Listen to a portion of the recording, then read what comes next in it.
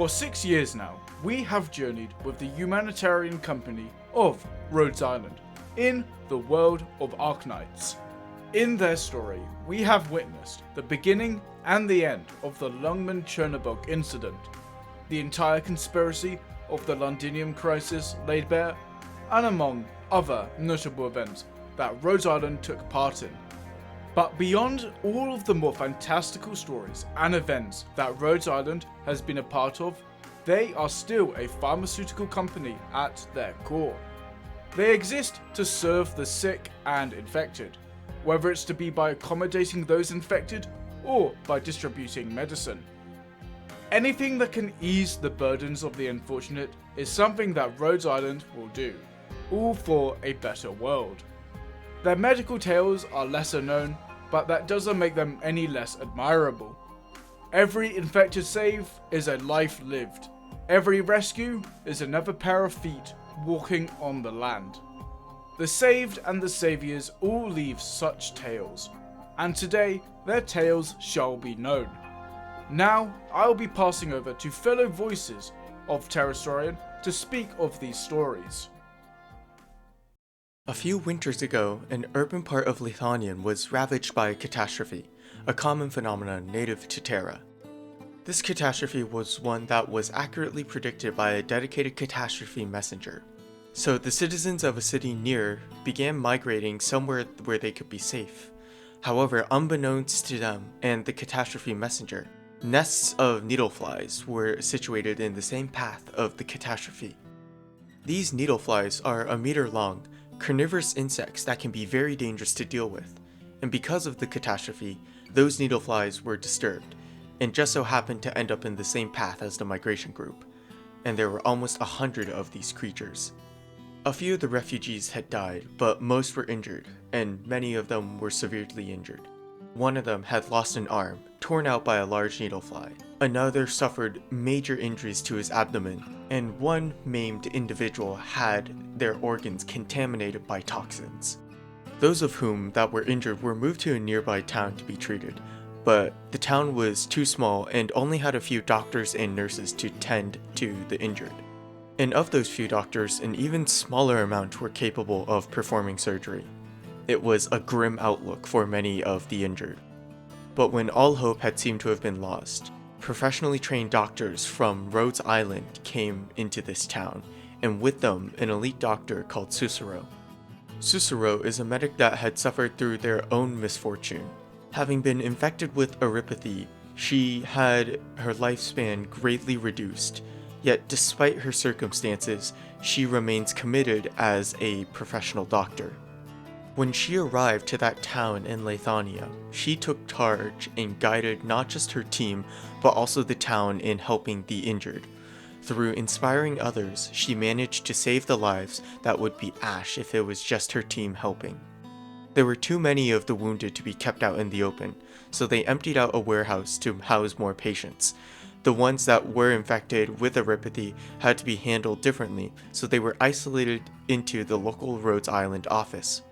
They were able to effectively triage this mass casualty incident, and it was only after 10 hours of non-stop treatment and 4 days of monitoring that Setsura was comfortable enough to leave the rest in the town's hands. Through Setsura's leadership, with Rhodes Island's medical expertise and ability to involve the community in providing medical treatment, all of those who were injured would make a recovery. Chloe was nothing special. She was an ordinary Victorian girl who had a love for clocks. For a time, she took care of infected soldiers in a bell tower, tending to them when no one else would. And for her kindness, she too got infected. But her case of erypathy was strange, even as far as cases of erypathy infections go. As far as Rhodes Island could tell, some of her organs were completely crystallized by originium. For whatever reason, those crystallized organs kept her alive instead of killing her. This was, in fact, no blessing. Despite the seemingly harmless nature of her erypathy, she could still feel pain. Unbearable, unrelenting, savage pain. She grew originium crystals near her retinas and presumably ears. These mutations caused her to experience visual and auditory hallucinations. and those same crystals had been growing on her face as well. Black spikes that were protruding off her skin, keeping her from moving her facial muscles or even smiling without bleeding.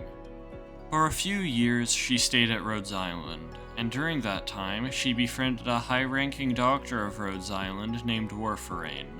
At some point, the two began co-authoring a paper on a breakthrough about originium's mutative properties, and the resulting new symptoms of oropathy.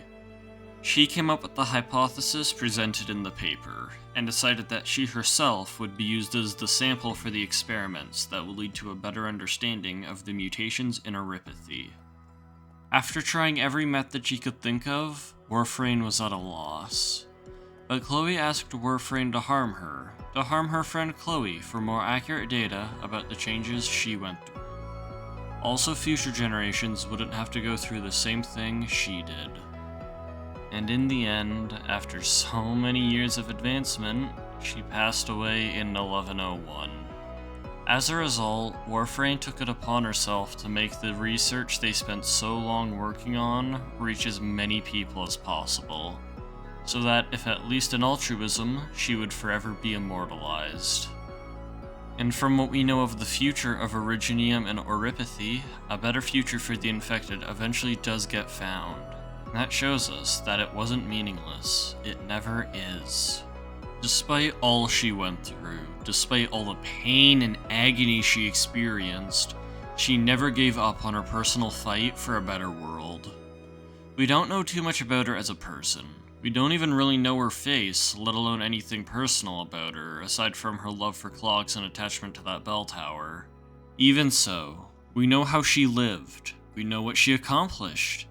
That is what this has all been about. Talking about tales others don't talk about. Surfacing stories about people unknown. Because at the end of the day, all stories, if not saved, should at least be remembered. When we view our own world, we can see many of the same struggles the people of Terra face. Catastrophic natural disasters, devastating armed conflict, and inequality amongst those who are most vulnerable. More than ever, we need organizations like Rhodes Island in the real world. And those organizations already exist. Organizations like Doctors Without Borders. Their mission is to aid those without access to healthcare, from those affected by armed conflicts to epidemics to natural disasters, those normally excluded from any kind of healthcare system. That is why Terrastorian is partnering with the Arknights Global Fanbook in this year's AGF 2026 Beyond Terra and Talos 2 charity campaign for Doctors Without Borders, where 100% of the funds raised during the charity campaign will go towards supporting the work of Doctors Without Borders. If you wish to donate, you can find the link to support the campaign in the description and comment section of the video. From the Terrastorian team, we thank you for your help in raising money for the real-life Rhodes Island. Every amount you donate will save lives. Let us come together as a community and make an impact beyond the worlds of Terra and Talos 2.